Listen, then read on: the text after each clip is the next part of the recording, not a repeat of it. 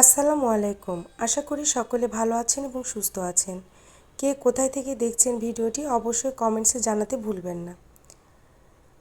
আজকে ঘরে থাকা পাকা কলা দিয়ে তৈরি করে নেব ইনস্ট্যান্ট ডোনাট।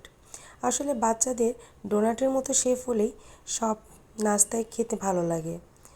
কলাটা ম্যাশ করে নিয়ে এর মধ্যে একটা ডিম, 1/4 কাপ পরিমাণ চিনি মিক্সড করে নিয়ে নেব। তারপর এর মধ্যে অ্যাড করে দিচ্ছি 1 কাপ পরিমাণ ময়দা।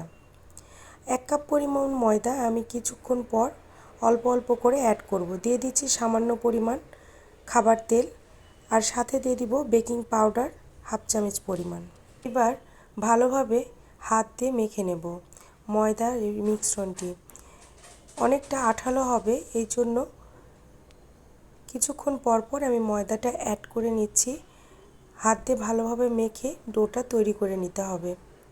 ডো যখন রেডি হয়ে আসবে এই অবস্থাতে হাতে সামান্য পরিমাণ তেল মেখে নিতে হবে।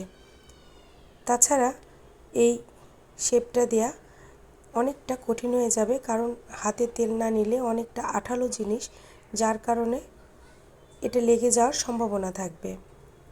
আশা করি এই রেসিপিটি আপনাদের ভালো লাগবে। যদি ভালো লেগে থাকে অবশ্যই আমার চ্যানেলটিকে সাবস্ক্রাইব করতে ভুলবেন না।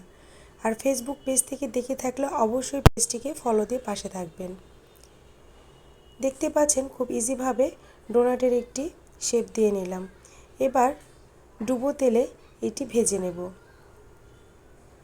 বাচ্চারা আসলে ডোনাট শব্দটা শুনলে বেশ খুশি হয়।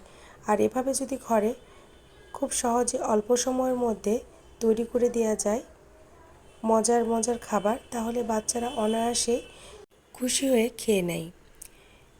কিছুক্ষণ পর এটি উল্টিয়ে পাল্টিয়ে দিয়ে দেখতেই পাচ্ছেন কতটা ফুলকো হয়ে গিয়েছে। এবার এটি উঠিয়ে পরিবেশন করার পালা। আশা করি এই রেসিপিটি একবারের জন্য হলেও ট্রাই করতে ভুলবেন না। বাচ্চাদের টিফিনে অথবা বিকেলের নাস্তায় খুব অল্প সময়ের মধ্যেই এটি তৈরি করে পরিবেশন করা সম্ভব। আর ঘরে যদি একটা কলা, পাকা কলা থেকে থাকে তাহলে তো আর কোনো কথাই নেই। আসলে ঘরে থাকা এসব উপকরণ দিয়েই খুব সহজেই নাস্তা তৈরি করা সম্ভব। অবশ্যই কমেন্টসে জানাবেন এই রেসিপিটি আপনাদের কেমন লেগেছে। সকলে ভালো থাকবেন, সুস্থ থাকবেন। আল্লাহ হাফেজ।